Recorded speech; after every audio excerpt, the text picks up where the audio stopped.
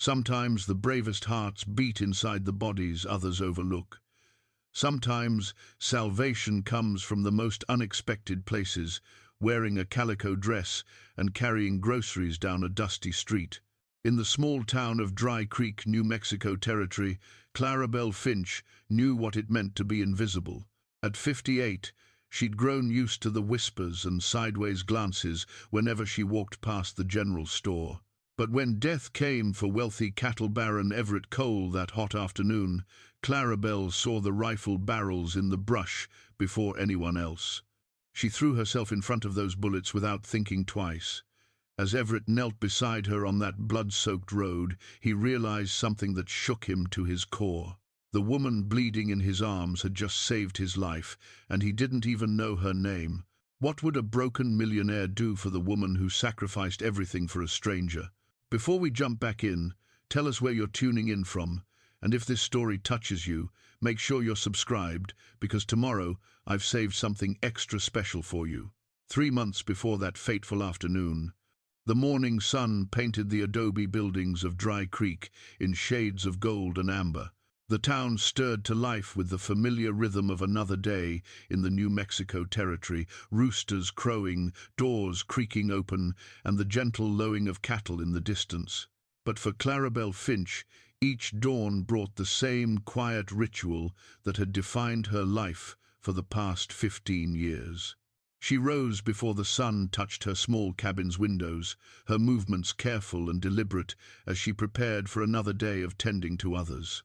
The wooden floor creaked under her substantial frame as she moved through her morning routine, brewing coffee in a dented tin pot, checking on the vegetable garden that fed half the town's elderly, and preparing the simple meals she'd deliver to neighbors who could no longer care for themselves. Clarabelle had learned long ago to find contentment in the spaces between other people's lives. She existed in the margins, welcomed for her kindness, but never quite belonging anywhere. The women of Dry Creek appreciated her skillful hands when they needed mending done, and the men tipped their hats politely when their paths crossed. But she remained perpetually outside their circles of friendship and gossip. On this particular morning, she loaded her worn canvas bag with fresh vegetables and a loaf of bread still warm from her oven. Her first stop would be old Mrs. Martinez, whose arthritis had worsened over the winter.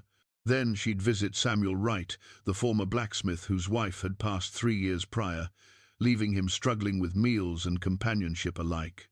As she walked down Main Street, Clarabelle noticed the usual pattern of acknowledgement and avoidance. Shopkeepers nodded respectfully. She was, after all, one of their best customers and never caused trouble. But the younger women gathered in small clusters would lower their voices and turn slightly away when she passed. She'd long since stopped straining to hear their words. Some wounds heal better when left untended by the sharp edges of other people's opinions. "Morning, Miss Finch," called Tom Henderson from the doorway of his general store.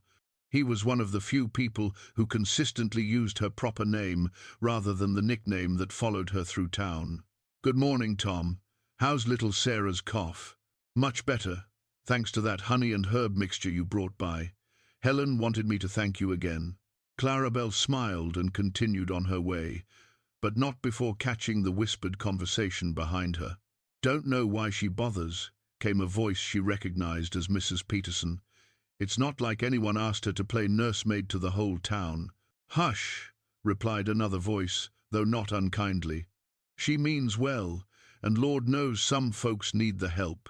Still, it's peculiar for a woman her size to be walking all over creation. You'd think she'd be more mindful of appearances." The words stung, as they always did, but Clarabelle had learned to let them pass through her like wind through a canyon. People needed to talk, and she'd long ago accepted that her appearance would always provide them with convenient subject matter. Better they focus on her size than speculate about her loneliness, which cut far deeper than any comment about her body ever could. She made her deliveries with the same gentle efficiency she'd perfected over the years. Mrs. Martinez squeezed her hand and blessed her in rapid Spanish, while Samuel Wright insisted on showing her the new chair he'd carved from mesquite wood. These moments of genuine connection sustained her more than any meal, though she'd never admit it aloud. It was on her way home that she first glimpsed the man who would change everything.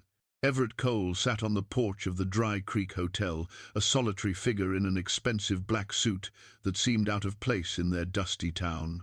Even from a distance, Clarabelle could see the invisible walls he'd built around himself, the way he held his coffee cup without drinking, the manner in which his eyes focused on some distant point beyond the horizon rather than the life bustling around him.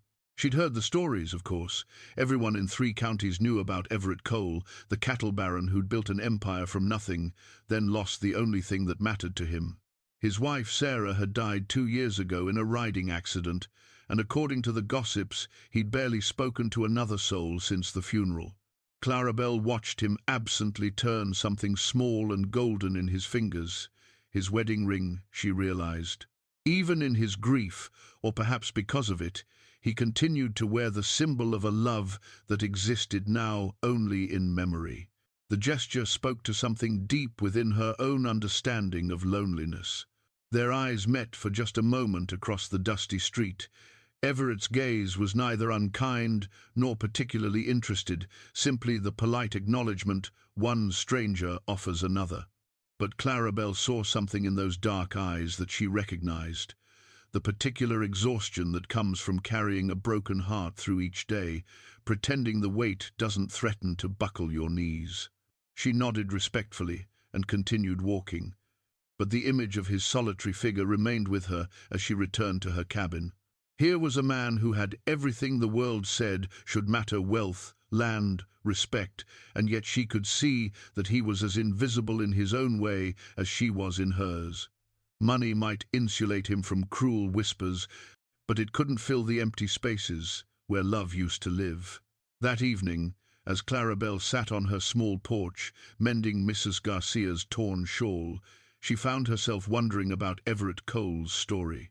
Not the version the townspeople told, full of dramatic flourishes and second-hand details, but the real story of a man learning to breathe in a world that suddenly felt too large and too empty.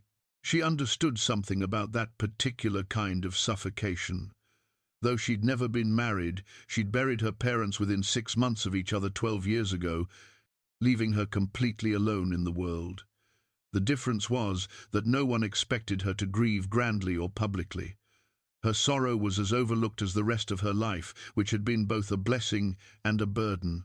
As the sun set behind the distant mesas, painting the sky in shades of rose and purple, Clarabelle carefully folded the mended shawl and prepared for another evening of solitary supper and early sleep. She had no way of knowing that her quiet life was about to intersect with Everett Cole's in ways that would transform them both. Across town, in the finest room the Dry Creek Hotel could offer, Everett sat by his window, staring out at the same sunset. He'd been in town for 3 days, conducting business he could have easily handled through intermediaries. But something about the simple rhythms of this place called to him: the uncomplicated kindness he'd witnessed between neighbors, the way people looked after each other without grand gestures or expectations of reward.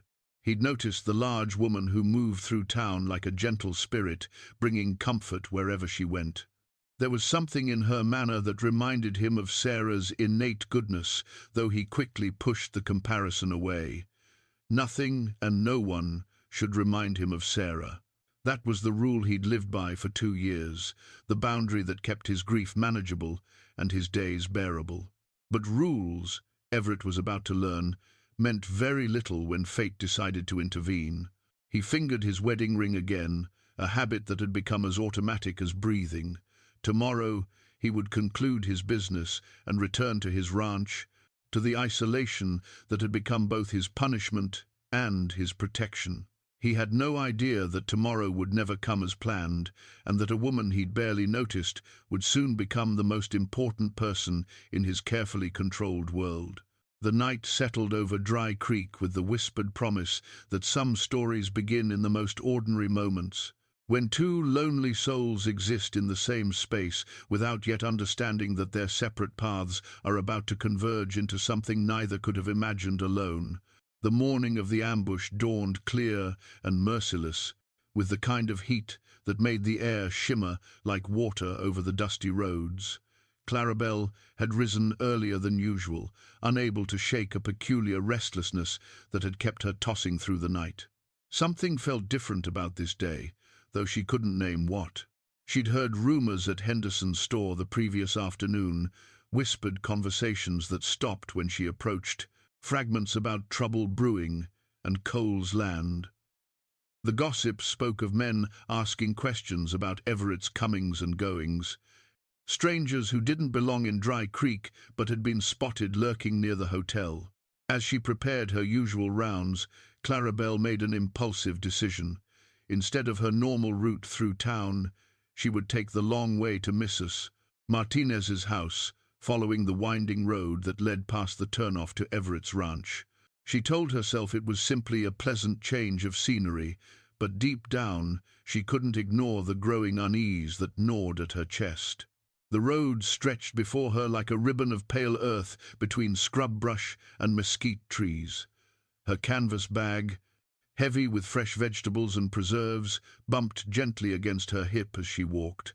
The sun climbed higher and sweat beaded on her forehead beneath her worn cotton bonnet. It was the glint of metal that saved Everett Cole's life. Clarabelle was perhaps 50 yards from the bend in the road when sunlight caught the barrel of a rifle protruding from a dense thicket of brush.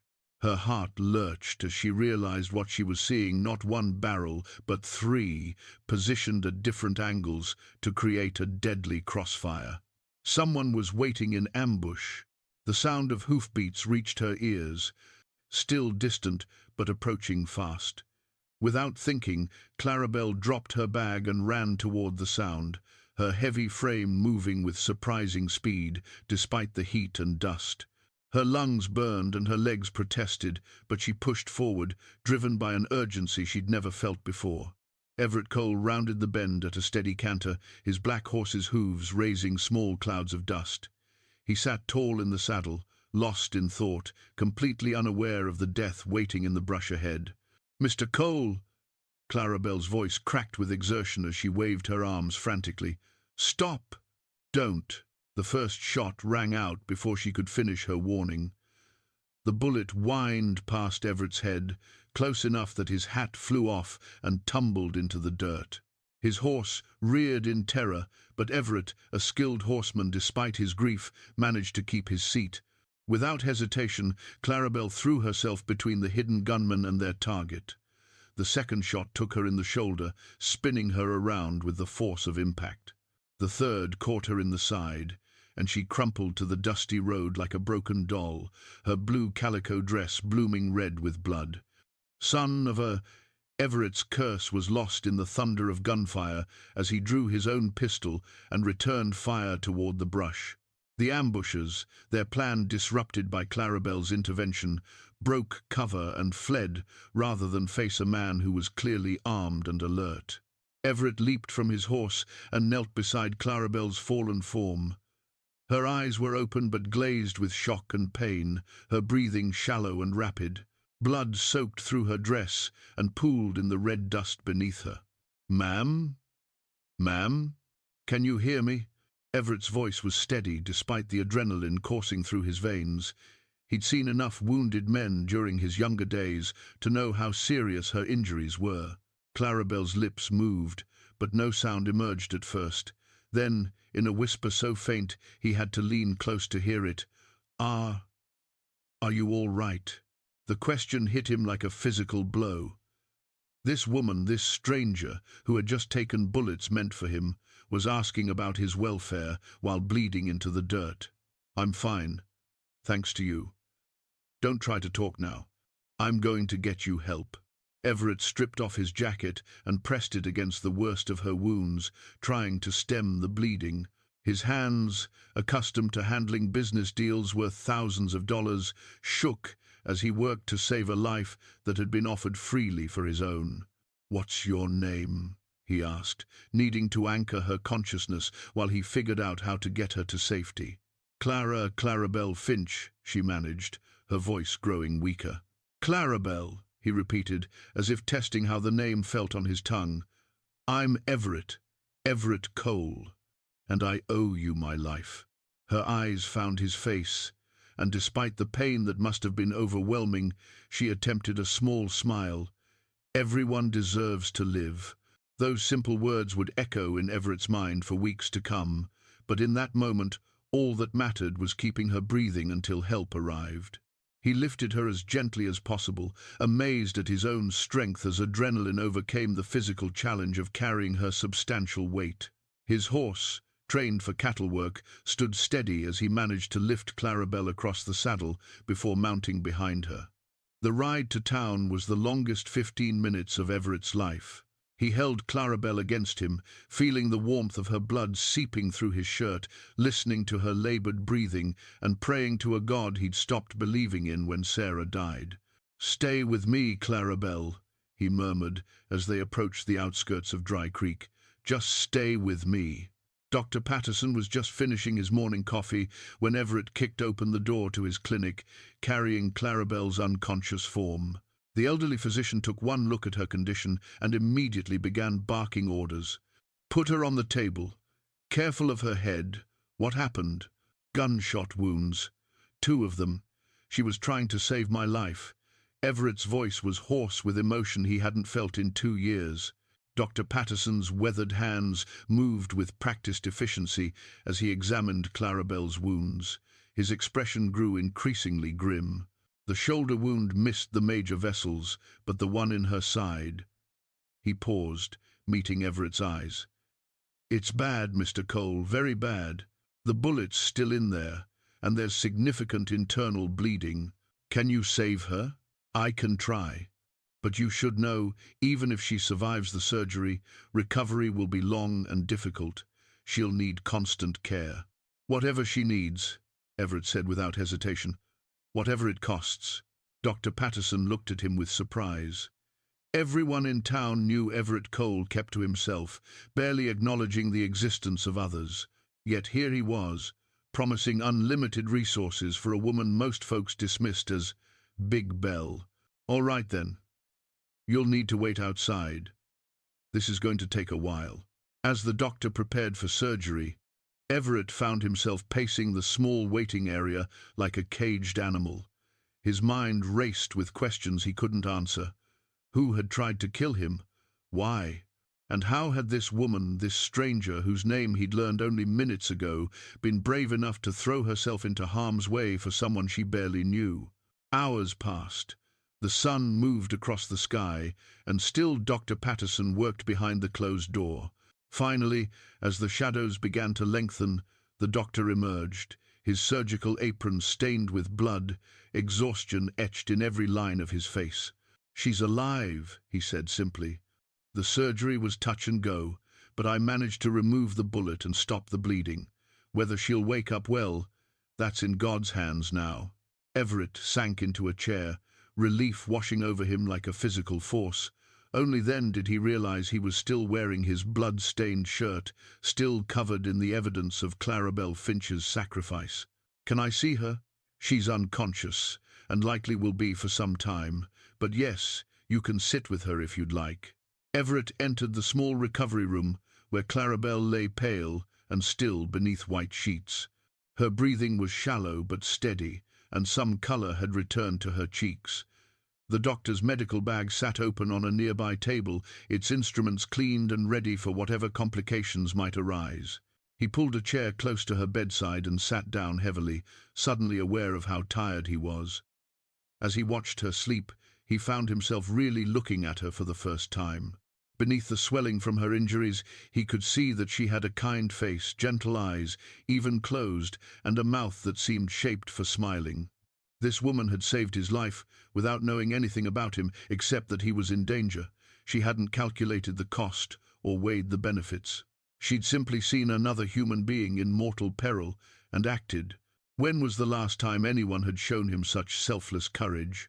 When was the last time he'd been worthy of it? As evening fell over Dry Creek, Everett Cole began the longest vigil of his life, sitting beside the bed of a woman whose name he'd learned in her moment of greatest sacrifice. He had no way of knowing that this was only the beginning, that in saving his life, Clarabelle Finch had set in motion a chain of events that would transform them both in ways neither could possibly imagine. The first thing Clarabelle noticed when consciousness slowly returned was the quality of light filtering through unfamiliar windows. Soft and golden, it spoke of late afternoon rather than the harsh brightness of midday heat. The second thing she noticed was the absence of pain, or rather, the presence of a different kind of pain, dull and medicated, that told her something significant had happened to her body. She tried to sit up and immediately regretted the attempt as fire shot through her shoulder and side. A gentle but firm hand pressed her back against the pillows. "Easy there. You've been through quite an ordeal." The voice belonged to Dr. Patterson, whose weathered face appeared in her field of vision. Behind him stood a man she recognized, but had never properly met, Everett Cole, still wearing what appeared to be the same blood-stained shirt from when? Memory came flooding back in pieces, the glint of rifle barrels, running despite the heat, the sound of gunshots, the peculiar sensation of being knocked to the ground by forces beyond her control. "Mr. Cole," she said, her voice barely above a whisper, "are you hurt?" Everett stepped closer to her bedside, his dark eyes filled with an emotion she couldn't quite identify. "No, Miss Finch. Thanks to you, I'm perfectly fine." "Good," she murmured, then tried again to sit up. This time, Everett was the one who gently guided her back to the pillows. "The doctor says you need to rest. You've lost a lot of blood." Dr. Patterson nodded approvingly. "2 bullets, Miss Finch. We managed to remove them both, but you'll need several weeks to recover fully. No sudden movements, no lifting anything heavy, and absolutely no excitement." Clarabelle almost smiled at that last instruction. When was the last time her life had contained anything that could be classified as excitement? "I should get home," she said, though even as the words left her mouth she realized how impossible that would be. Her small cabin had no one to tend her, no one to help with the basic needs of recovery. "About that," Everett said, his voice carrying a note of determination she'd never heard before, "I've taken the liberty of arranging for your care during your recovery. If it's acceptable to you, of course." Clarabelle blinked in confusion. "I don't understand. I've hired Mrs. Henderson to look after you, and I've arranged for your meals to be provided until you're back on your feet. It's the least I can do, considering—" He trailed off, but she understood. Considering she'd taken bullets meant for him. "Mr. Cole, that's very kind, but I couldn't possibly accept." "Please." The word came out more forcefully than he'd intended, and he softened his tone. "Please, let me do this. You saved my life. Allow me to help preserve yours." There was something in his eyes that stopped her protest. Not pity, exactly, but a kind of desperate gratitude that made her realize her refusal would hurt him more than it would preserve her pride. "All right," she said quietly. "Thank you." The next morning, Everett appeared at her bedside carrying a small bouquet of wildflowers that looked suspiciously like they'd been picked from the roadside. He set them carefully in a mason jar filled with water and placed them where she could see them from the bed. "I wasn't sure what kind you'd prefer," he said, slightly embarrassed by his own gesture. "They're perfect," Clarabelle replied, and meant it. No one had brought her flowers since her mother's funeral 12 years ago. This became his daily ritual.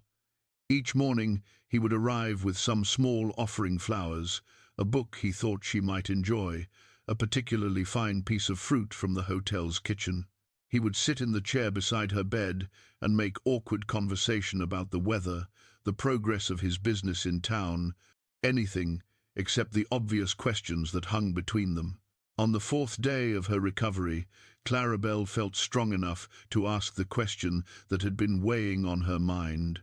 "Mr. Cole, why were those men trying to hurt you?" Everett's jaw tightened almost imperceptibly. "I'm not entirely sure. I have enemies in the cattle business, men who would benefit from my absence, but I never expected them to resort to such direct methods." "Are you in danger now?" "I don't think so. Word of what happened has spread, and they'd be fools to try again so soon. Besides," he added with the ghost of a smile, "I'll be more careful about my routes in the future." By the end of the first week, Dr. Patterson pronounced her well enough to return home, provided she continued to rest and avoid any strenuous activity. Everett insisted on escorting her to her cabin, a small adobe structure on the outskirts of town that she'd inherited from her parents. As he helped her slowly up the steps to her front door, Everett found himself really seeing her home for the first time. The small garden was immaculately tended, with vegetables growing in neat rows and flowers blooming despite the harsh climate. A hand-carved wooden cross hung beside the door, simple but beautifully crafted, speaking to both faith and an artistic sensibility he hadn't expected. Inside, the cabin was small but spotlessly clean, with handmade quilts covering the furniture and shelves lined with books that showed evidence of frequent reading. On her kitchen table sat a sewing basket filled with mending projects, clothes that clearly belonged to various townspeople. "You do alterations?" Everett asked, examining a child's dress that had been carefully let out at the seams. "When people need help," Clarabelle replied, settling carefully into her favorite chair. "Mrs. Garcia's little Maria is growing so fast her mother can barely keep up with new clothes." Everett picked up the wooden cross from where it had been temporarily moved to make room for medical supplies. The craftsmanship was exquisite, with delicate details carved into the arms and a smoothness that spoke of countless hours of patient work. "This is beautiful." "Did you make it?" Clarabelle nodded, a slight blush coloring her cheeks. "I like to keep my hands busy in the evenings." "You're very talented." He turned the cross over in his hands, noting how the wood had been selected for its natural grain patterns. "My Sarah would have loved this. She always said you could tell a person's character by the care they put into things that weren't necessary, only beautiful."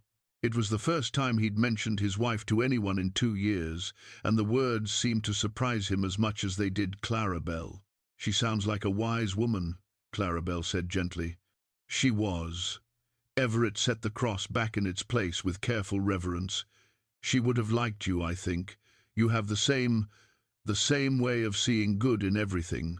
And comfortable silence settled between them, broken only by the ticking of the small clock on Clarabelle's mantelpiece. Outside, the sounds of late afternoon filtered through the windows, children playing, horses passing on the road, the distant lowing of cattle. "Mr. Cole," Clarabelle said finally, "you don't need to feel obligated to visit me. I'm grateful for everything you've done, but I don't want to be a burden on your time." Everett looked at her with something approaching surprise. "You're not a burden, Miss Finch, if I'm being honest. These visits have been the most peaceful moments I've had in longer than I care to remember." He stood to leave, then paused at the door. "Would it be all right if I came by tomorrow? I could bring some books from the hotel, if you'd like. I noticed you enjoy reading." "I'd like that very much," Clarabelle replied, and realized she meant it more than she'd meant anything in a very long time. As Everett walked back toward town in the gathering dusk, he found himself looking forward to tomorrow in a way that felt both foreign and wonderful.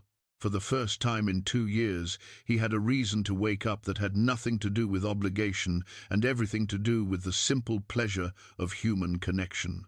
Behind him, Clarabelle sat in her chair and touched the wooden cross with gentle fingers, wondering how a moment of terrible violence had somehow opened a door to something that felt very much like hope. 2 weeks into Clarabelle's recovery, Everett found himself spending more time in her small cabin than he did at the hotel. What had begun as duty, a debt to be repaid, had transformed into something he couldn't quite name. Their conversations had grown longer, more comfortable, touching on subjects he hadn't discussed with another soul since Sarah's death. On this particular afternoon, he sat across from Clarabelle at her kitchen table, helping her sort through the mending requests that continued to arrive despite her temporary inability to work. The pile of clothes seemed to represent half the town's children, all growing too fast for their parents' budgets to keep pace. "You don't charge nearly enough for this work," Everett observed, examining the intricate stitching on a communion dress that had been carefully altered to fit 3 different daughters in succession. People pay what they can, Clarabelle replied, wincing slightly as she shifted in her chair. Mrs. Rodriguez brings me eggs when she can't spare cash. The Hendersons give me coffee and sugar. It all evens out. Everett shook his head in wonder. In his world of cattle deals and land negotiations, every transaction was calculated to the penny. The idea of an economy based on kindness and mutual support seemed both foreign and deeply appealing. "Don't you ever want more?" he asked, then immediately regretted the question. It sounded materialistic, shallow, but Clarabelle considered it seriously. "More of what? I have enough to eat, a roof that doesn't leak, and work that makes me feel useful. I suppose I could want a bigger house or fancier clothes, but what would be the point? Those things wouldn't make the sunset any prettier or my coffee taste any better." Her simple wisdom hit him like a revelation. For 2 years, he'd been surrounded by luxury that brought him no comfort, wealth that couldn't purchase the only thing he truly wanted: his wife back. Yet this woman, living in a cabin that would fit inside his parlor, had found a contentment that had eluded him despite all his advantages. Sarah used to say something similar, he found himself admitting. She'd tell me that happiness wasn't something you could buy or build. It was something you noticed. She sounds like a woman worth knowing. She was. Everett's fingers unconsciously went to his wedding ring, turning it as he'd done thousands of times over the past 2 years. "I keep thinking I should feel guilty for enjoying our conversations, for not thinking about her every moment of every day, the way I did at first." Clarabelle set down the shirt she'd been examining and looked at him with gentle understanding. "Mr. Cole, may I ask how your wife died?" The question hung in the air between them. Everett had deflected similar inquiries for 2 years, finding them invasive and painful. But something about Clarabelle's manner, the complete absence of curiosity-seeking or pity, made him want to answer. "A riding accident," he said quietly. "She was an excellent horsewoman, but her mount spooked at a snake and threw her. She hit her head on a rock." He paused, the familiar guilt washing over him. "I should have been with her. We'd planned to ride together that morning, but a business matter came up at the last minute. I chose work over her company, and she rode out alone. And you've been punishing yourself for that choice ever since." It wasn't a question, and the gentle certainty in her voice made him look up sharply. "Shouldn't I be? If I'd kept to our plans, she'd still be alive. Would she? Or would you both have been thrown? Or would the snake have appeared a mile down the trail instead, when you weren't there to help?" Clarabelle leaned forward slightly, her voice taking on the patient tone of someone who'd thought deeply about loss. "Mr. Cole, I've seen enough sorrow in this town to know that blame is like poison. It doesn't honor the dead, and it certainly doesn't help the living." Everett stared at her, feeling something shift inside his chest. No one had ever challenged his guilt so directly or with such compassionate logic. "How do you know so much about grief?" he asked. "I lost both my parents within 6 months of each other, 12 years ago. My father to his heart, my mother to what the doctor called failure to thrive. Really, she just couldn't figure out how to live without him." Clarabelle's eyes grew distant with memory. "I spent 2 years angry at everyone, angry at them for leaving me, angry at God for taking them, angry at myself for not being enough to make my mother want to stay in this world. What changed? Time, mostly. And the realization that staying angry wasn't bringing them back or making me feel any less alone. One morning I woke up and decided I could honor their memory by living the kind of life they'd taught me to live, one focused on helping others and finding small joys wherever they appeared." Everett absorbed her words, feeling them resonate in places he'd kept carefully guarded. "But don't you get lonely? Living by yourself? Having no family?" "Of course I do. Loneliness is part of life, like weather. Some days are sunny, some are stormy, and some are just grey and quiet. You can't control the weather, but you can decide how you're going to dress for it." Her metaphor made him smile despite the serious nature of their conversation. And how do you dress for loneliness? With kindness toward others and patience with myself. And sometimes, she added with a small smile of her own, with the pleasure of unexpected friendship. That evening, after Everett had returned to the hotel, he stood in his room looking at his reflection in the mirror above the wash basin.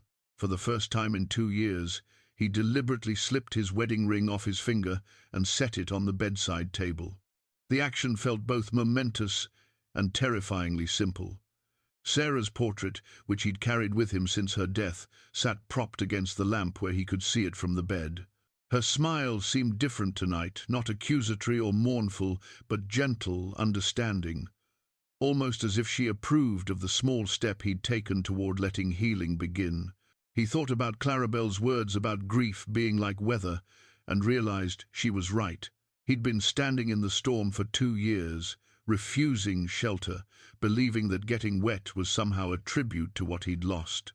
But perhaps, just perhaps, it was time to step inside, where it was warm and dry, where conversations could happen over mended clothes and simple wisdom could crack open hearts that had forgotten how to hope.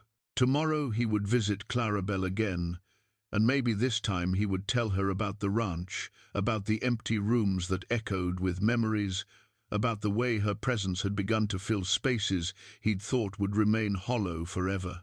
Tomorrow, he might even leave his wedding ring on the table and see how it felt to walk through the world without that particular weight on his finger. But for tonight, it was enough to have taken it off at all, and to fall asleep thinking not of what he'd lost, but of what he might yet find in the gentle wisdom of a woman who'd learned to dress for weather of all kinds. 3 weeks after the shooting, Dr. Patterson finally cleared Clarabelle to return home full-time, though he insisted she continue to avoid any strenuous activity. Everett had mixed feelings about her recovery relief, that she was healing well, but an unexpected reluctance to see their daily visits come to an end. "You don't have to keep checking on me," Clarabelle said, on the first morning she was alone in her cabin. She'd noticed the uncertainty in his manner, the way he lingered at her door, as if looking for reasons to stay. "I know I don't have to," Everett replied, settling into the chair that had become his usual spot. "But I'd like to continue if you don't mind the company." The truth was, her small cabin had become a refuge from the weight of his own solitude. In her presence, he felt more like the man he'd been before grief had hollowed him out. Their conversations had become the anchor point of his days, something to anticipate rather than merely endure. "I don't mind at all," Clarabelle said, and he could hear the genuine pleasure in her voice. "In fact, I was hoping you might help me with something." She led him to a corner of her front room where a large quilting frame dominated the space. Stretched across it was a half-finished quilt in shades of blue and gold, the pattern intricate enough to suggest months of careful work. "Mrs. Martinez commissioned this for her granddaughter's wedding, but with my shoulder still tender, I'm having trouble managing the quilting alone. Would you mind helping me move it to better positions while I work?" Everett examined the quilt more closely, amazed by the precision of the tiny stitches and the complexity of the pattern. "This is extraordinary work. How long does something like this take?" "This one? About 6 months, working evenings and weekends. Mrs. Martinez paid me in advance, more than I usually ask for, because she wanted it to be special." As Clarabelle settled herself beside the frame and began the careful process of quilting, Everett found himself fascinated by the methodical nature of her work. Each stitch was placed with deliberate precision, part of a larger design that would only become apparent when the entire piece was complete. "It's like watching someone build a cathedral one stone at a time," he observed. Clarabelle smiled at the comparison. "I suppose it is. My mother taught me that mending and creating were really the same skill. You take something broken or incomplete and find a way to make it whole again." "Is that what you're doing with me?" The question slipped out before Everett could stop himself, and he immediately felt exposed by his own vulnerability. Clarabelle's needle paused in its rhythm, and she looked at him with those gentle eyes that seemed to see more than they should. "I think Maybe we're mending each other." The simple honesty of her response settled something in his chest that had been restless for weeks. Here, in this small cabin filled with the evidence of her quiet generosity, he was beginning to remember what it felt like to be whole. Over the following days, their routine evolved naturally. Everett would arrive in the late morning, often bringing news from town or supplies she needed. He would help position the quilting frame, and while Clarabelle worked, they would talk about everything and nothing: books they'd read, places they'd traveled, memories that felt safe enough to share. It was during one of these conversations that Everett learned about Jake Morrison. "He's been asking questions about you," Clarabelle said, her voice carefully neutral as she concentrated on a particularly complex section of the quilt. "What kind of questions?" "About your business in town, how long you plan to stay. Mrs. Henderson mentioned it yesterday when she brought groceries." Clarabelle's needle continued its steady rhythm, but Everett noticed a tension in her shoulders that hadn't been there before. Jake Morrison was a name Everett knew well, a man who'd built his reputation on acquiring land through methods that skirted the edges of legality. If Morrison was interested in his movements, it likely meant trouble of the sort that had already found him once on the road outside town. "Has he spoken to you directly?" "Once. A few days ago when I was walking back from Mrs. Garcia's house. He was very polite, very friendly, asked how I was healing, mentioned what a shame it was that such violence had come to our peaceful town." She paused in her stitching and looked at him directly. There was something about the way he said it that made me think he knew more about that violence than he was letting on. A cold anger began to build in Everett's chest. The idea that Morrison might threaten Clarabelle, that her association with him might put her in danger, was intolerable. "If he approaches you again, I want you to let me know immediately." "Mr. Cole," Clarabelle said gently, "I've been taking care of myself for a long time. I'm not helpless."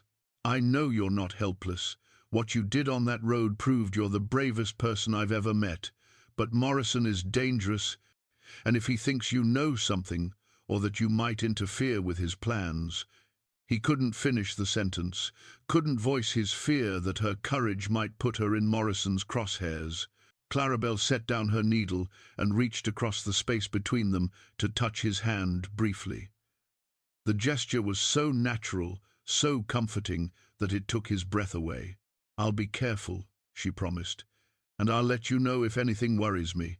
That afternoon, as they worked together on the quilt, Everett learning to help with the simpler stitching while Clarabelle handled the intricate details, he found himself thinking about her metaphor of mending and creating being the same skill. She was right, of course. What was happening between them wasn't just friendship or even gratitude. It was the careful work of taking two broken pieces, his grief-shattered heart and her long-guarded loneliness, and stitching them together into something that was somehow stronger than either had been alone. The quilting needle and thread in her hands seemed to represent more than just fabric work. They were tools of transformation, instruments that could take scattered fragments and make them whole. Watching her work, seeing the patience and care she brought to each tiny stitch, Everett began to understand that some kinds of healing couldn't be rushed. As the sun began to set, painting the cabin in shades of gold and amber, Everett helped Clarabelle cover the quilt for the night. Tomorrow they would return to this gentle work, adding more stitches to the growing pattern, building something beautiful one careful moment at a time. "Thank you," he said as he prepared to leave. "For what?" "For teaching me that broken things don't have to stay broken forever." Clarabelle smiled, the expression transforming her entire face. "Some things are worth the time it takes to mend them properly." As Everett walked back to town through the gathering dusk, he carried those words with him like a promise. Whatever challenges Morrison or anyone else might bring, whatever dangers might threaten this fragile new happiness, he was learning that some repairs were worth any amount of patient work. The letter had been written 2 years ago, in the week following Sarah's funeral, when grief had made Everett's hands shake so badly he could barely hold a pen. He'd found it that morning, while packing his belongings at the hotel, tucked between the pages of a book he'd carried but never opened since her death. Now, as evening shadows lengthened across Clarabelle's cabin, he sat with the yellowed paper in his hands, reading words he'd never had the courage to share with the woman they were written for. "My dearest Sarah," the letter began, "I don't know how to live in a world where you don't exist." Clarabelle sat across from him at her kitchen table, her hands busy with the simple task of shelling peas for their supper.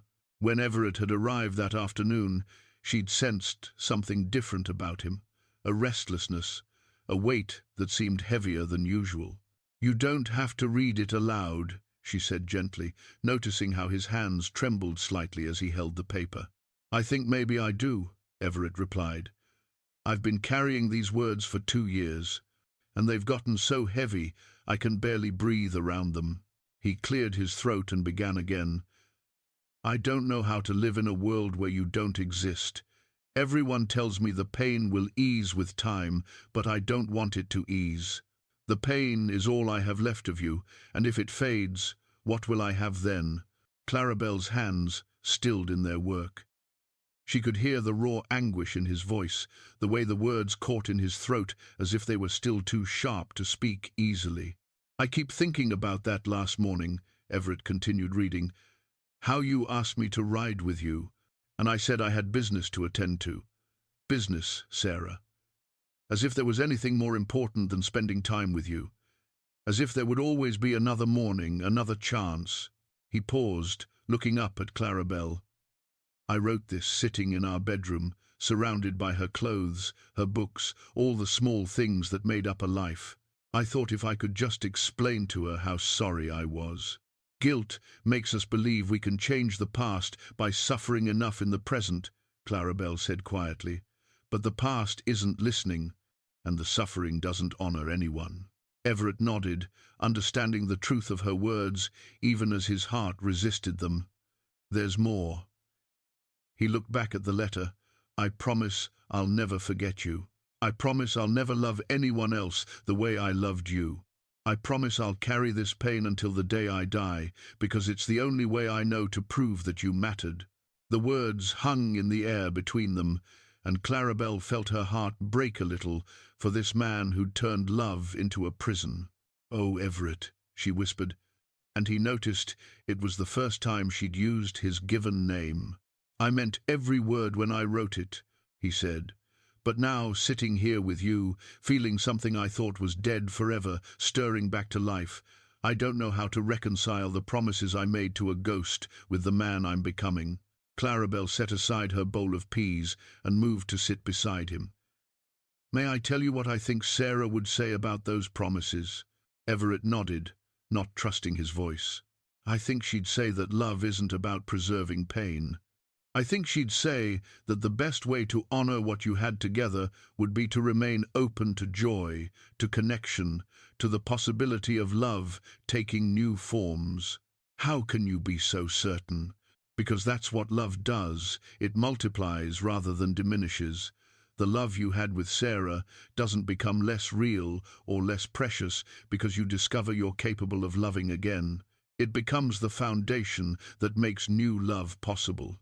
Everett stared at the letter, seeing his younger self's desperate attempt to make meaning from loss. "I don't know how to let go of the guilt. Maybe you don't have to let go of it all at once. Maybe you just have to stop feeding it every day." They sat in comfortable silence as the last light faded from the windows. Finally, Everett stood and walked to the small fireplace in Clarabelle's front room. He knelt beside the hearth and struck a match. "Will you stay with me while I do this?" he asked. Clarabelle moved to stand beside him as he held the letter over the small flame. The paper caught quickly, curling and blackening as 2 years of self-imposed penance turned to ash. "I'm not forgetting you, Sarah," he said quietly, as the last fragments disappeared. I'm trying to remember how to live." When the letter was completely consumed, Everett remained kneeling by the fireplace, his shoulders shaking with tears he'd held back for too long. Clarabelle knelt beside him and placed a gentle hand on his back, offering comfort without words. "I think I'm falling in love with you. he said into the silence, his voice barely audible. "I think I'm falling in love with you too," she replied, and felt the rightness of the admission settle into her bones.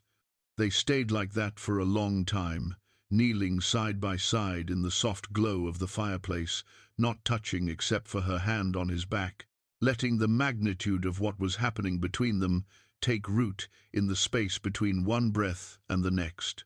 When Everett finally looked at her, Clarabelle saw that something fundamental had shifted in his expression. The haunted quality that had shadowed his eyes was still there, but beneath it was something new, hope, perhaps, or the tentative beginning of peace. "I don't know how to do this," he admitted. "I don't know how to love someone new without feeling like I'm betraying someone old." "Then we'll figure it out together," Clarabelle said simply. "Love isn't a betrayal of the past. It's proof that the heart knows how to heal itself when we give it permission." That night, for the first time in 2 years, Everett fell asleep without Sarah's portrait watching over him.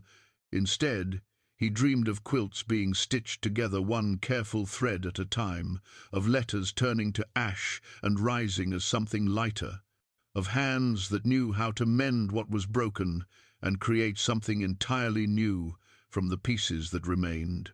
In her cabin across town, Clarabelle lay awake thinking about the courage it had taken for him to burn that letter, to release himself from promises that had become chains.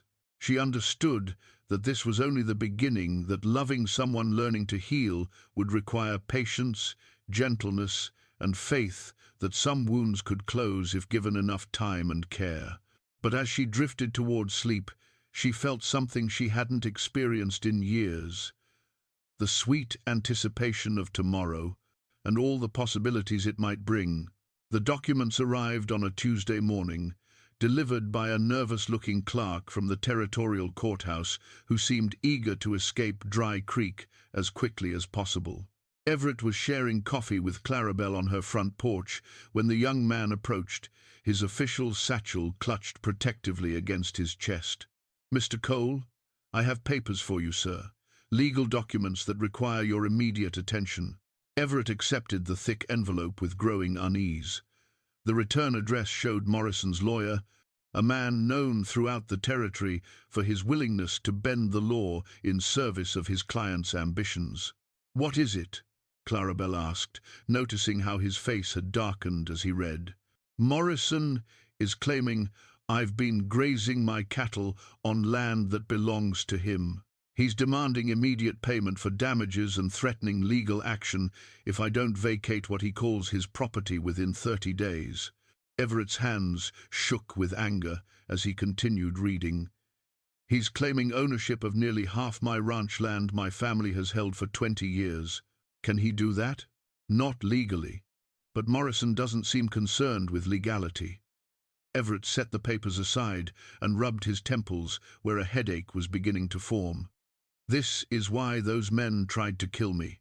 If I were dead, my land would go up for auction, and Morrison could buy it for a fraction of its worth." That afternoon, Everett rode back to his ranch to examine his property deeds and survey records, leaving Clarabelle with promises to return the following day. But as evening approached with no sign of him, she began to worry. Her anxiety proved justified when Tom Henderson arrived at her cabin just after sunset, his face grim with news. "Miss Finch, there's been trouble at the Cole Ranch. Fire. Everett's safe, but his house is gone, and someone took a shot at him when he tried to save his horses." Clarabelle felt her heart stop. "Is he hurt?" "Grazed on the arm, nothing serious, but he's asked if he can stay in town tonight. Thought maybe you'd want to know." An hour later, Everett appeared at her door, his clothes reeking of smoke, his left sleeve torn and bloodied. Clarabelle drew him inside without a word, immediately setting water to boil for cleaning his wound. "They burned everything," he said, as she carefully examined the bullet graze on his arm. "The house, the barn, even tried to stampede my cattle. If my foreman hadn't been there with some of the hands, I'd have lost everything." As Clarabelle cleaned and bandaged his wound, Everett told her the full story. He'd arrived at the ranch to find smoke rising from his house. When he'd tried to rescue important documents from his safe, someone had opened fire from the tree line. His foreman, Miguel, and 2 ranch hands had driven off the attackers, but not before the main house was completely destroyed. "I managed to save some papers from the safe," Everett said, pulling a singed leather portfolio from his jacket. "But I'm not sure there'll be enough to prove ownership against whatever false documents Morrison has manufactured." Clarabelle finished tying the bandage and helped him to a chair at her kitchen table. "What will you do now?" "Fight him, in court if possible, but Morrison has judges in his pocket, if the law won't protect my rights." He left the sentence unfinished, but his meaning was clear. "There has to be another way." "Does there? You saw what happened when they tried to ambush me. You took bullets meant for me because these men don't recognize any law except force." Clarabelle was quiet for a long moment, staring at her hands folded in her lap. When she finally spoke, her voice was so soft, Everett had to lean forward to hear her. "I know why you were on that road the day I saved you." Everett looked at her sharply. "What do you mean?" "I lied when I said I was taking the long way to Mrs. Martinez's house. I was following you because I'd heard Morrison's men talking at Henderson's store the day before. They were planning something, and I was afraid for you." The admission hung between them like a confession. Everett stared at her, trying to process what she was telling him. "You knew there was going to be an ambush?" "I suspected. Mrs. Peterson was gossiping with her sister about strange men asking questions about your habits, your routes to and from town. Then I overheard 2 of those strangers talking about taking care of the coal problem on the road to his ranch." Everett felt a chill that had nothing to do with the evening air. "Clarabelle, you could have been killed. Why didn't you just warn me?" "I tried to find you at the hotel, but you'd already left. I thought maybe I was wrong, maybe I'd misunderstood. But I couldn't just ignore the possibility that someone was going to hurt you. So you followed me. And when you saw the rifles, I did what anyone would do. I tried to prevent murder." Her voice grew stronger, more defiant. "I'd do it again, Everett, even knowing what it cost." The use of his first name, spoken with such fierce determination, sent a jolt through his chest. But along with admiration came a terrible fear. "What else do you know about Morrison's plans?" Clarabelle rose and moved to a small wooden chest near her bedroom door. From it, she withdrew a collection of papers, notes written in her careful handwriting, documenting conversations she'd overheard, meetings she'd witnessed, patterns she'd noticed. "I've been watching him since my father died," she said, returning to the table. "Morrison cheated him out of a piece of land 12 years ago, using forged documents and a crooked judge. My father knew it was theft, but he didn't have the money to fight it in court. He died believing that honest men couldn't win against corrupt ones." Everett examined her notes with growing amazement. Clarabelle had documented months of Morrison's activities, meetings with known criminals, payments to courthouse officials, threats made against other landowners who'd opposed him. "This is incredible work. You could bring him down with evidence like this." "Not alone.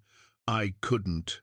A woman's word carries little weight in court, especially against a man with Morrison's connections. But combined with your resources, your standing in the community." She looked at him hopefully. "Maybe together we could expose him for what he really is." Among her papers, Everett found something that made his breath catch: a deed to property that Morrison claimed to own, but which bore clear evidence of alteration.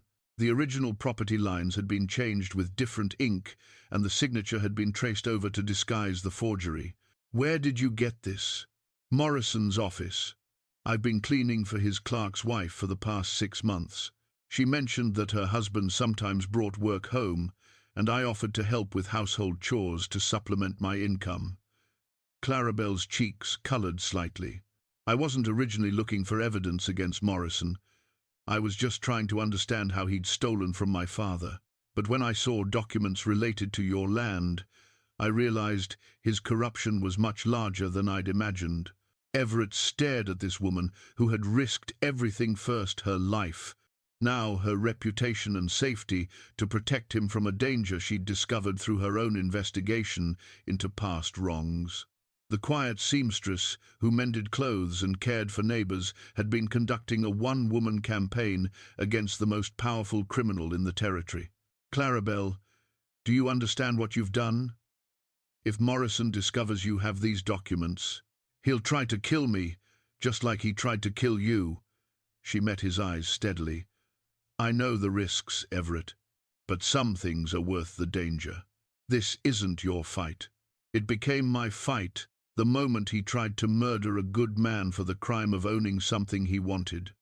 Her voice carried a steel he'd never heard before. "It became my fight when I realized that staying silent makes me complicit in his crimes." As they sat surrounded by evidence of Morrison's corruption, Everett felt everything shift into focus. This wasn't just about his land or Morrison's greed. This was about justice, about whether good people would stand up to evil or allow it to flourish through their inaction. "What do you propose we do with all this?" he asked. "We bring him down," Clarabelle said simply. "Together. Before he hurts anyone else the way he hurt my father, the way he's trying to hurt you."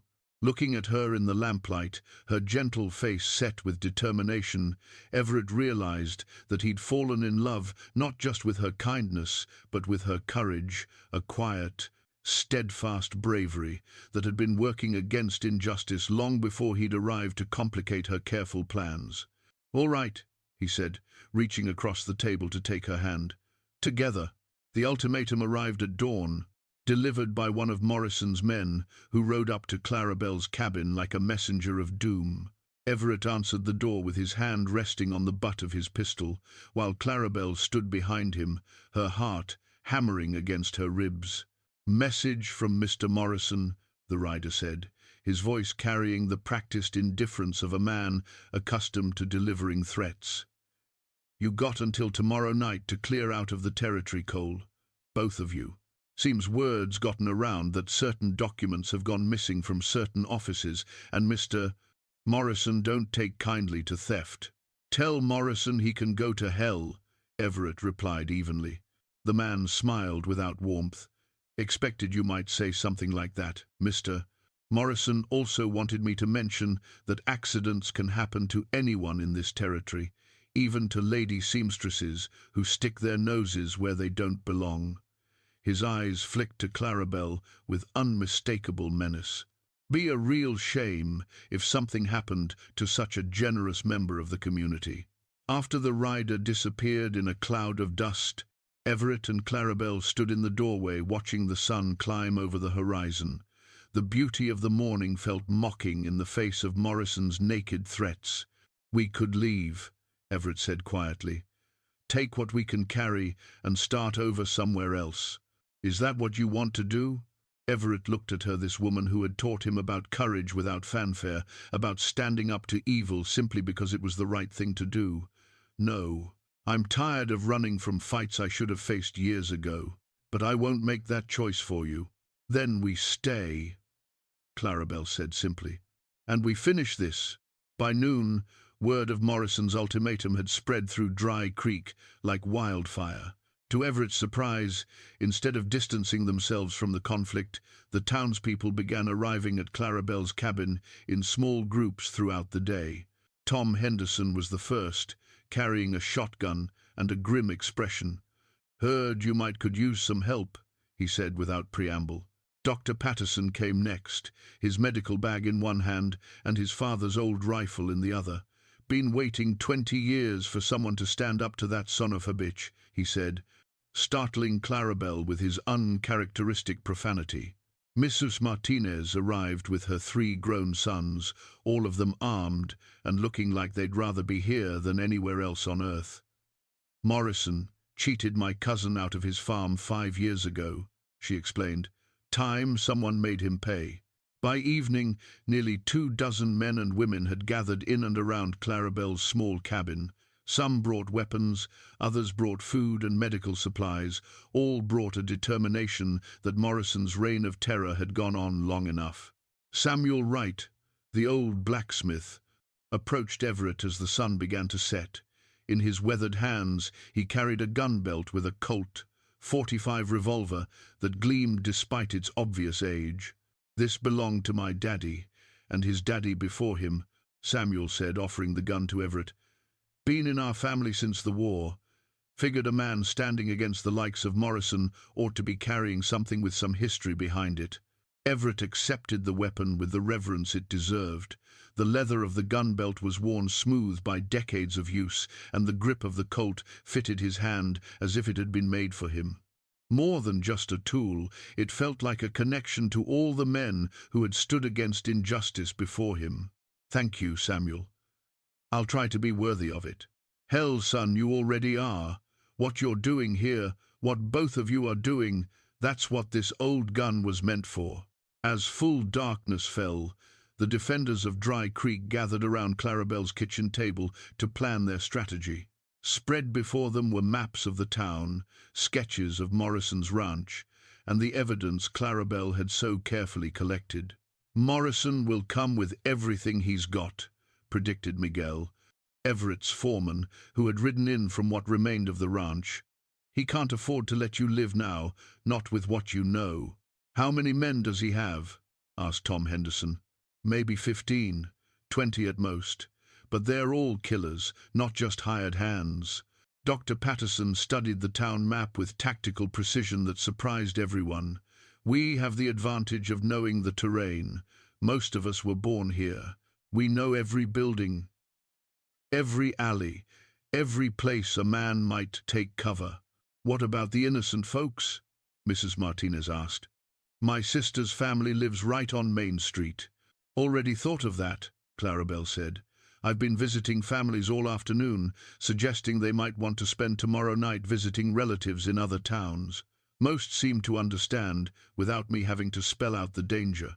Everett looked around the table at these ordinary people who had chosen to stand with them against overwhelming odds. A seamstress, a doctor, a shopkeeper, a blacksmith, none of them warriors by profession, but all of them warriors by choice. "You all understand what we're facing tomorrow?" he said quietly. "Morrison won't just come with guns. He'll come with the intention to wipe out anyone who opposes him. If any of you want to change your minds—" "Shut up, Cole," interrupted Mrs. Martinez with surprising vehemence. "You think we don't know what kind of man Morrison is? You think we haven't all lost something to his greed and cruelty? This ain't about you anymore. This is about whether decent folks get to live free or spend their lives bowing down to bullies." A murmur of agreement ran around the table, and Everett felt something he hadn't experienced since Sarah's death, the humbling weight of being part of something larger than himself. They planned through the night, positioning people throughout the town, establishing signals and fallback positions, preparing for a battle that would determine not just their own fates, but the soul of Dry Creek itself. As dawn approached, Everett found himself alone with Clarabelle on her front porch, watching the sky lighten behind the distant mountains. In a few hours, Morrison and his men would come, and everything they had built together, this fragile, unexpected love, would be tested by fire and blood. "I need you to promise me something," Everett said, taking her hand in his. "What?" "If things go badly, if it looks like we're losing, I want you to run. Get as far away from here as you can, and don't look back." Clarabelle was quiet for so long that Everett began to think she hadn't heard him. When she finally spoke, her voice carried the same gentle steel he'd heard when she'd first told him about Morrison's corruption. "Do you remember what you said about my courage that first day in Dr. Patterson's office? You called me the bravest person you'd ever met. I meant every word. Then trust that courage now. Trust that I know what I'm fighting for, and that I won't abandon it when things get difficult." She turned to face him fully, her eyes reflecting the first light of dawn. "I spent my whole life being invisible, being overlooked, being dismissed. But this fight, our fight, has made me visible in ways I never dreamed possible. I won't go back to being invisible, Everett. Not for Morrison, not for safety, not even for love." He stared at her. This woman who had saved his life, opened his heart, and now stood ready to risk everything for a principle larger than both of them. "What did I do to deserve you?" "You saw me," she said simply. "In a world that looked right through me, you saw me. That's worth fighting for." As the sun climbed higher, they prepared for what might be their last day together. Everett strapped on Samuel's gunbelt, feeling the weight of history and responsibility settling around his waist. Clarabelle checked and rechecked her small derringer, the weapon looking almost toy-like in her substantial hands, but deadly serious in her steady grip. The town of Dry Creek awakened to an eerie quiet, most of its residents having heeded Clarabelle's warnings and found reasons to be elsewhere. Only the defenders remained, taking their positions with the grim determination of people who had chosen to stand rather than kneel. By mid-morning, dust clouds appeared on the horizon, Morrison and his army of killers, coming to settle accounts with bullets and blood. "Are you ready?"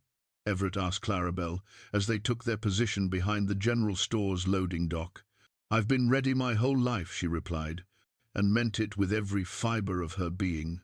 The final confrontation was about to begin, and whatever happened next would determine whether justice or corruption ruled the day in Dry Creek, New Mexico territory. Morrison's riders swept into Dry Creek like a plague of locusts, 23 armed men spreading out across the town with the practiced efficiency of a military unit. From her position behind Henderson's general store, Clarabelle watched them deploy and felt her mouth go dry with fear. These weren't the rough cowboys or drifters she'd expected. These were professional killers, men who moved with cold precision and carried their weapons like extensions of their bodies. Morrison himself rode at their center, a tall man in an expensive black coat who surveyed the seemingly empty town with the satisfaction of a predator approaching helpless prey. The church bell began to toll, not the measured rhythm of calling people to worship, but the frantic, urgent clanging that had served as Dry Creek's alarm system for 20 years. "Doctor." Patterson was pulling the rope with everything he had, sending the bronze voice of warning across the territory. That bell had called the community together for celebrations and mourning, for barn raisings and harvest festivals. Now it called them together for war. Morrison raised his hand, and his men came to a halt in the middle of Main Street. The silence that followed the bell's last echo was so complete that Clarabelle could hear her own heartbeat. "Cole," Morrison's voice carried easily in the still air, "I know you're here somewhere. You and that fat bitch who's been stealing from me. Come out and face justice like a man." Everett appeared from behind the blacksmith's shop. Samuel Wright's colt, 45 riding easy on his hip. He walked with unhurried confidence, every step radiating the kind of calm that comes from absolute commitment to a course of action. "I'm here, Morrison. Let's settle this." Morrison smiled, a cold expression that never reached his eyes. "Oh, we'll settle it all right. But first I want my property back, the documents your whore stole from my office. Those documents prove you're a thief and a fraud," Everett replied, his voice carrying clearly across the street. "Everyone in 3 counties is going to know what kind of man you really are. No, Cole. Everyone in 3 counties is going to know what happens to people who cross Jake Morrison." Morrison's signal was subtle, just a slight nod, but his men had been waiting for it. They spurred their horses toward cover, weapons appearing in their hands like magic tricks. The battle for Dry Creek had begun. The first shot came from Tom Henderson, perched in the window of his own store, with a rifle that had gathered dust for 10 years until yesterday. His bullet took one of Morrison's men from his saddle before the rider knew he was in danger. After that, the morning exploded into chaos. Clarabelle found herself moving with surprising speed and grace, despite her size, darting from cover to cover as bullets whistled overhead. Her small derringer was no match for the rifles and pistols Morrison's men carried, but she'd positioned herself to support the other defenders rather than engage in long-range combat. When she saw young Miguel pinned down behind a water trough, bleeding from a wound in his leg and unable to reach the ammunition Tom Henderson was trying to throw to him, she didn't hesitate. Grabbing the box of cartridges, she sprinted across 20 yards of open ground while bullets kicked up dust around her feet. "Here," she gasped, sliding into cover beside the wounded man. "Can you keep fighting?" Miguel grinned despite his pain. "Senora, for you and Mr. Cole, I can fight all day." From her new position, Clarabelle had a clear view of the church steeple where Dr. Patterson continued to ring the bell. 3 of Morrison's men had positioned themselves to take him down, and she realized with growing horror that the elderly doctor was completely exposed. Without thinking, she stood up and began waving her arms frantically. "Dr. Patterson, get down!" Her shout drew the attention of Morrison's riflemen, and suddenly bullets were flying in her direction instead of toward the church. She dove behind a wooden crate just as the wood exploded into splinters above her head. But her distraction had worked. Dr. Patterson dropped the bell rope and took cover, and Mrs. Martinez's eldest son was able to get a clear shot at one of the men who'd been targeting him. The battle raged through the morning, neither side able to gain a decisive advantage. Morrison's men had superior numbers and weapons, but the defenders knew every inch of their town and fought with the desperation of people protecting their homes. Everett proved to be as skilled with Samuel's old Colt as he was with business negotiations. He moved through the battlefield like a man possessed, providing covering fire for wounded defenders and rallying the townspeople when Morrison's superior firepower began to tell. But as the sun climbed higher and the ammunition ran lower, Clarabelle began to realize that courage and determination might not be enough. Morrison's men were professional fighters, and they were slowly, methodically pushing the defenders back toward the center of town. The tide of battle was turning, and not in their favor. The turning point came when Clarabelle spotted something that chilled her blood. Morrison had dismounted and was making his way toward the back of Dr. Patterson's office, where she knew the doctor kept his medical supplies, and more importantly, where he kept the written testimony of 3 other landowners who had been cheated by Morrison's schemes. If Morrison destroyed those documents, their case would collapse, even if they survived the battle. She caught Everett's eye across the battlefield and pointed toward Morrison's position. He understood immediately and began working his way in that direction. But 2 of Morrison's men had him pinned down behind an overturned wagon. That's when Clarabelle made a decision that would have terrified her a week ago, but now seemed like the most natural thing in the world. She was going to stop Morrison herself.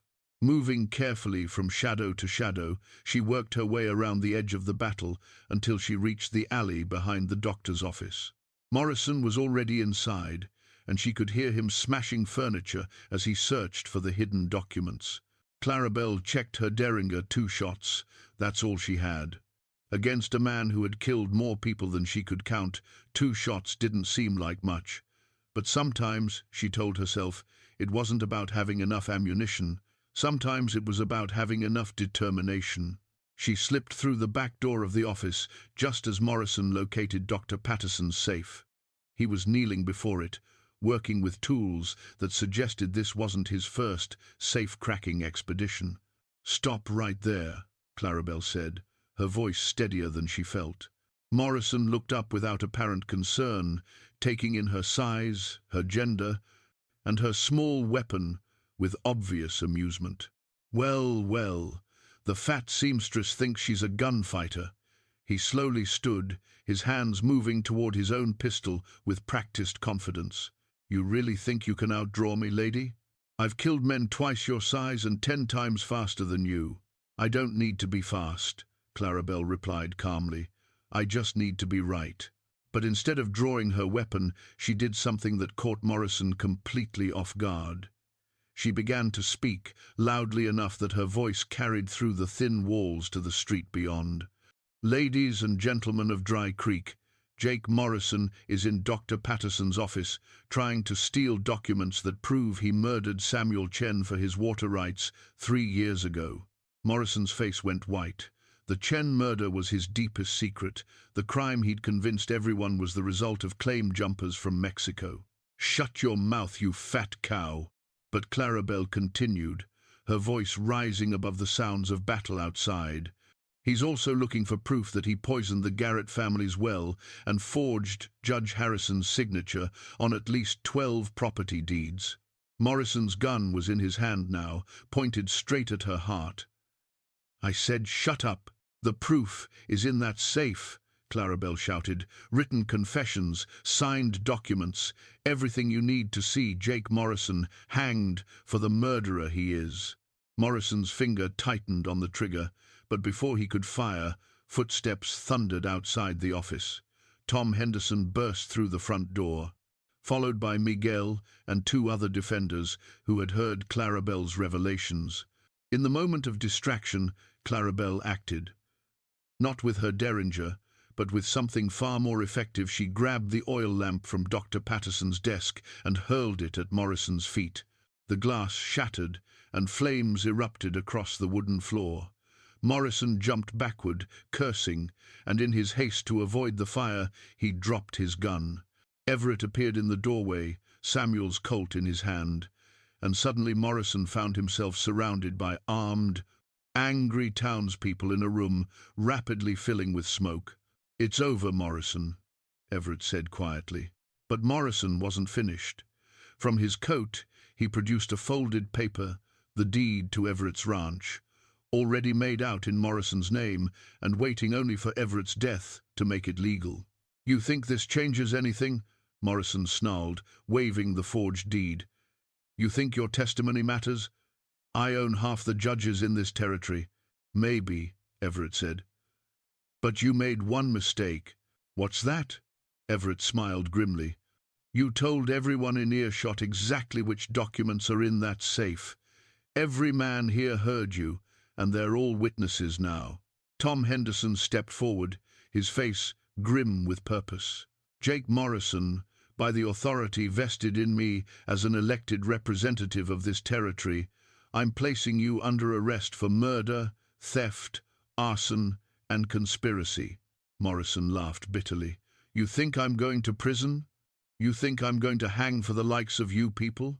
But his defiance crumbled when he looked around the room and saw the faces of people he'd terrorized for years, all of them armed, all of them ready to see justice done, all of them finally united against him. The fight went out of him then, like air from a punctured balloon. His shoulders sagged, and for the first time since Clarabelle had known of his existence, Jake Morrison looked like what he really was, a coward who had hidden behind hired guns and corruption for so long that he'd forgotten how to face honest opposition. "I want to make a deal," he said quietly. "What kind of deal?" Tom Henderson asked. Morrison reached into his coat and withdrew a thick folder of papers. "Full confessions, names of every judge and official I've bribed, details of every crime I've committed or ordered. Everything you need to clean up this whole territory." He held out the papers like a peace offering, but his eyes remained cold and calculating. "In exchange for what?" Everett asked. "Safe passage out of the territory. I disappear. You never see me again." The room fell silent, except for the crackling of the flames, which Tom was stamping out with his boots. Outside, the sounds of battle were dying down as Morrison's men realized their leader was no longer in command. Morrison's confession, if that's what it really was, would bring justice not just to Dry Creek, but to dozens of communities across the territory. But it would also mean letting the man responsible for so much suffering escape the full consequences of his actions.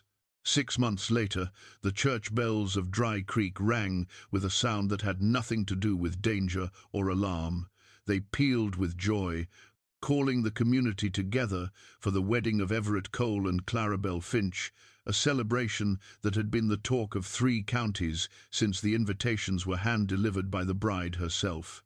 Clarabelle stood before the mirror in the church's small vestry, hardly recognizing the woman looking back at her. The simple white dress had been her own creation, sewn during the long winter evenings when the legal proceedings against Morrison's network had kept Everett away for days at a time. It wasn't fancy, she'd never been one for fancy things, but it was beautiful in its simplicity, much like the woman wearing it. "You look radiant, dear." Mrs. Martinez said, as she pinned a small bouquet of wildflowers to Clarabelle's hair. The same wildflowers Everett had brought her that first day in the doctor's office, when they were still strangers bound together only by violence and gratitude. Through the vestry window, Clarabelle could see the townspeople gathering in the church and spilling out into the yard beyond. Tom Henderson was there with his whole family, along with Dr. Patterson, Samuel Wright, and dozens of others who had stood with them during those terrifying hours when Morrison's men had tried to crush their community's spirit. Morrison himself was gone, not through the deal he'd attempted to negotiate, but through the proper workings of justice. His written confession had indeed brought down corrupt officials throughout the territory, but it had also sealed his own fate. He was currently serving 25 years in the territorial prison, and the word was that his health was failing rapidly. Evil, it seemed, ate a man from the inside when it had nowhere left to hide. A soft knock at the vestry door interrupted her thoughts. "Come in," she called, expecting to see Mrs. Henderson or one of the other ladies helping with the preparations. Instead, Everett stepped inside, looking handsome and slightly nervous in his best suit. A simple gold ring gleamed on his left hand, not the ornate band he'd worn during his marriage to Sarah, but something plain and honest that he'd chosen specifically for this new chapter of his life. "You're not supposed to see me before the ceremony," Clarabelle said with mock sternness, though her heart leaped at the sight of him. "I know, but I needed to give you something." He reached into his jacket pocket and withdrew a small wooden box. "I've been working on this for months, and I wanted you to have it before we said our vows." Clarabelle opened the box with trembling fingers and gasped. Inside lay a simple gold wedding band, but carved around its circumference were tiny flowers, wildflowers, she realized, etched with such delicate precision that they seemed almost real. "Everett, it's beautiful. Did you make this yourself?" "Samuel Wright taught me the basics of metalwork, but the carving was all mine. I wanted you to have something that reminded you of how this all began, with wildflowers and two people learning to see each other clearly." He took the ring from the box and held it up to the light streaming through the window. "I had something engraved inside, too." Clarabelle tilted the ring to catch the light and read the words etched in flowing script. "Sometimes salvation wears calico." Tears pricked at her eyes as she remembered that first day, when she'd thrown herself between him and death, wearing nothing more elaborate than her everyday blue calico dress. "I love you," she whispered, the words carrying all the wonder she still felt at finding love so late in life, so unexpectedly, so completely. "And I love you," he replied, slipping the ring onto her finger where it would remain for the rest of their days. The ceremony itself was everything Clarabelle had dreamed of, and nothing she'd ever expected to experience. Pastor Williams spoke about love being patient and kind, about two people becoming one while remaining themselves, about the courage required to open your heart after loss. But what moved her most were the faces in the congregation, friends who had seen her transform from an invisible woman into someone worthy of love, respect, and admiration. When Everett slipped the ring onto her finger during the ceremony, she thought about the journey that had brought them to this moment. A year ago, she had been alone, overlooked, resigned to a life lived in the margins of other people's stories. Now, she was the central character in a tale of love, courage, and second chances that would be told in Dry Creek for generations. The reception was held in the churchyard under strings of lanterns that cast everything in a warm, golden glow. There was music and dancing, food prepared by every family in town, and stories told about the battle that had brought them all together. Children who had been hidden away during the fighting now ran between the tables, their laughter a testament to the peace that had been won through courage and unity. As the evening wound down and the guests began to drift home, Everett and Clarabelle found themselves sitting on the church steps, watching the stars appear one by one in the vast New Mexico sky. "Do you ever wonder what would have happened if you hadn't been on that road that day?" Everett asked, his arm around her shoulders, her head resting against his chest. "No," Clarabelle replied without hesitation. "Some things are meant to be, and trying to imagine them differently is like trying to imagine the sky being green instead of blue. This is our story, Everett. All of it, the violence, the fear, the love, the triumph, it belongs to us." He pressed a kiss to the top of her head, breathing in the scent of wildflowers in her hair. "Where shall we go for our honeymoon, Mrs. Cole?" Clarabelle smiled at the sound of her new name. It would take some getting used to, but it felt right in a way that surprised her with its completeness. "Home," she said simply. "Let's go home to our ranch and start the life we're going to build together." And so they did, walking hand in hand through the quiet streets of Dry Creek toward the house Everett had built to replace the one Morrison had burned. It wasn't as grand as his previous home, but it was theirs, filled with furniture Clarabelle had chosen, quilts she had made, and the promise of children they hoped to adopt from families who couldn't care for them. As they reached their front porch, Clarabelle paused to look back at the town that had become her salvation as much as she had been its defender. Tomorrow there would be breakfast to cook and clothes to mend and neighbors to visit. There would be the ordinary, precious work of building a life with the man she loved. But tonight, there was only this moment two people who had found each other in the aftermath of violence, who had learned that love was indeed patient and kind and brave enough to transform everything it touched. Sometimes salvation did wear calico, and sometimes it changed the world one careful stitch at a time.